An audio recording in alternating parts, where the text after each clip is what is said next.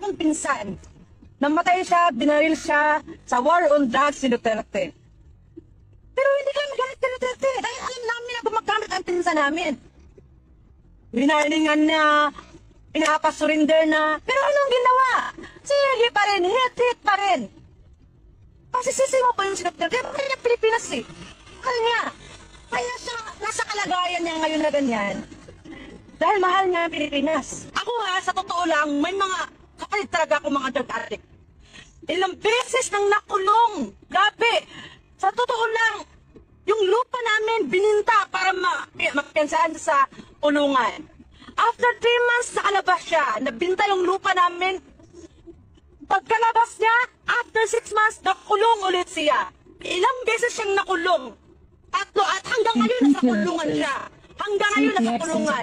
Ikumpara niyo ang Duterte administration at ngayon. Nandyan si Duterte ngayon sa sitwasyon niya dahil sa ating mga Pilipino.